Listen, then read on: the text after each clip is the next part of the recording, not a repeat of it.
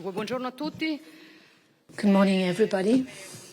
It is a great pleasure for me to receive today here at Palazzo Chigi Mark Rutte, my friend, in his new capacity as the Secretary General of NATO. I seize this opportunity to wish him good luck for this very important task and office, a very difficult moment. So I also congratulate him on behalf of the Italian government. It's a very important task and office at a moment where everything is challenged by the onslaught of and the aggression war of Russia against Ukraine that is destabilizing, even having destabilizing effect even much beyond the boundaries, and it contributes also to lit up new crisis fires. It opened up many new fronts, and we all need to modulate in a different manner our action. I would like to thank Mark for choosing Rome after London, Tallinn, Berlin as the venue of his visits ever since he took office at NATO on October 1st. His presence here is the second in Italy in just a few months, because he also took place in the ministerial meeting of the G7, the defense ministerial meeting. It never happened before that a G7 presidency also decided to organize a defense ministerial meeting, but at this time, in this time, it was extremely important for our ministers of defense to meet. Today's meeting, of course, was the opportunity to reaffirm on our side the essential role that Italy plays within the Atlantic Alliance. We are leaders in NATO in terms of quality and quantity of our action. In particular, we are the first contributor in absolute terms to the Atlantic Alliance operations and missions, and therefore also the budget. The role of our role also articulates along the eastern flank of the alliance, Latvia, Hungary, and but also with all the vessels in the Mediterranean, and also the Kosovo and Iraq missions. The KFOR mission is now led by Italy, and this is a token of our historic commitment to a region as the Balkans that is a crucial region for Italy. And I'd like to seize this opportunity to thank again our men and women, our troops and armed forces that are engaged in these operations, for the credibility they give to our nation, and also for the credibility of the alliance they contribute to. And of course, our meeting focus on the defense of alliance and the coordination role that NATO should carry out in Ukraine. Our goal is the same, building the best possible conditions for a just peace in Ukraine, to help Ukraine to look ahead.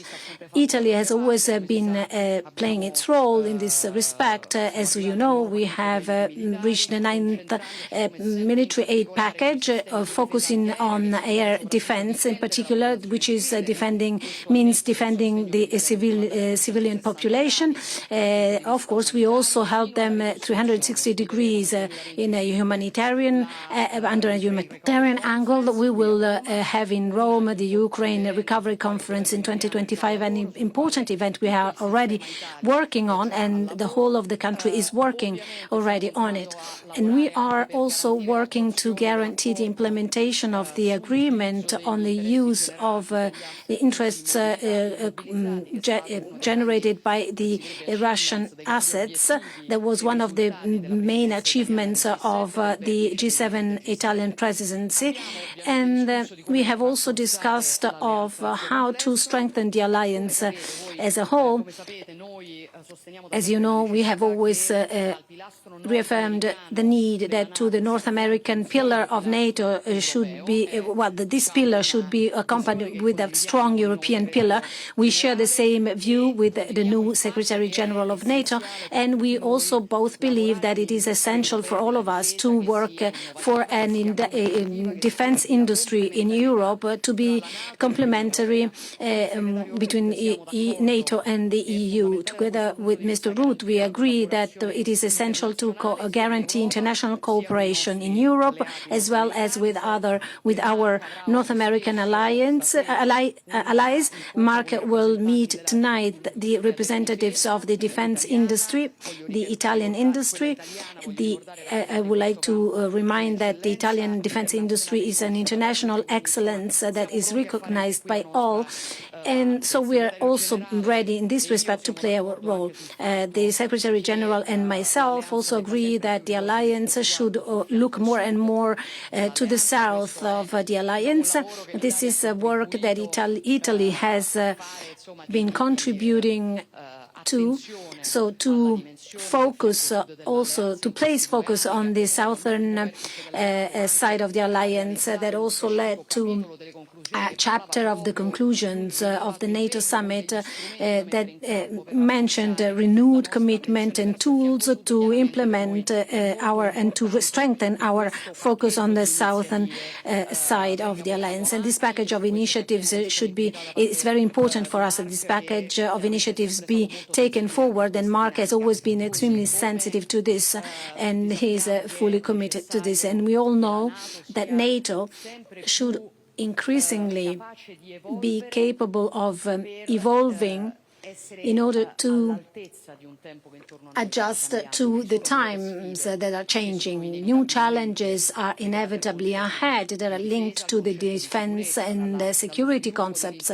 the development, for instance, of AI and the domains of wars that become more and more hybrid wars. So the required interconnection in terms of the capabilities of the alliance is essential, and so we need to be able to evolve. There's a lot to be done, and concluding, I'd like to say that Italy is going to play its own role, as it has always been doing, in order to continue together to stand up for the values that have been guiding the alliance for the last 75 years, and that in those years have guarantees peace and security to our people. Thank you, Mark, for being here. Good luck again, and you can always count on Italy's support. Prime Minister, dear Giorgia, it is a pleasure to be here and to meet again here in the Eternal City. And thank you for welcoming me and my delegation, and indeed for our discussions on a broad range of issues, all related to defense, to security. Italy is one of NATO's founders. It is a staunch and reliable ally. You are contributing in many ways to Euro-Atlantic security. You lead NATO's new battlegroup in Bulgaria.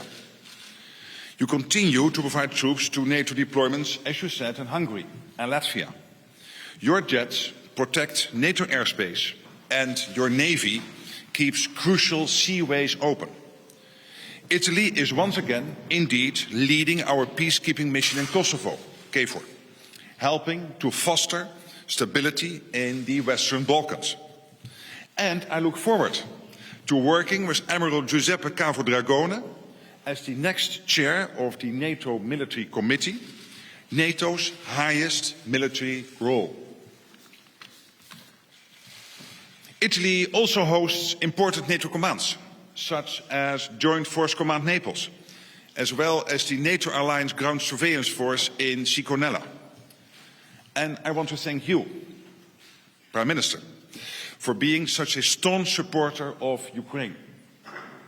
Strengthening our deterrence and defense is this alliance's top priority, because keeping our 1 billion people safe is NATO's most secret duty. And that is why we are ramping up our defense industrial capacity, producing more shells, more ships, more missiles than we have done for decades. But we need to go further and faster for our own deterrence and to support Ukraine.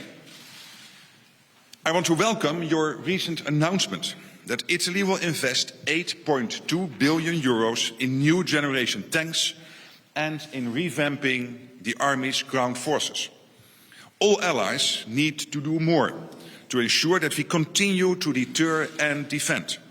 And of course that we all meet the commitment to spend at least 2% of GDP on defence.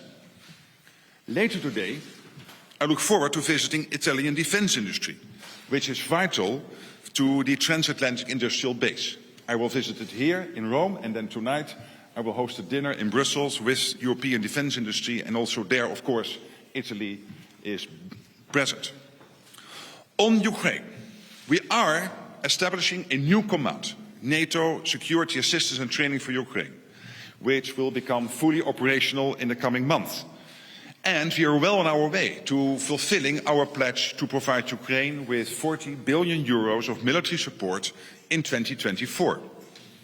We will continue to stand by Ukraine, because Ukraine's fight is our fight. NATO has a 360-degree concept of security. We must continue to be able to tackle threats from all directions. And that is why, at Italy's initiative, and with their strong support and your personal leadership, Prime Minister, we have adopted an action plan for a stronger, more strategic and results-oriented approach towards our southern neighbourhood. Prime Minister Meloni, dear Giorgia, thank you once again for your steadfast commitment to our transatlantic alliance. Thank you for our personal friendship. I look forward to work together over the coming years, and we will have a lot of work on our hands. Thank you so much. Grazie mille.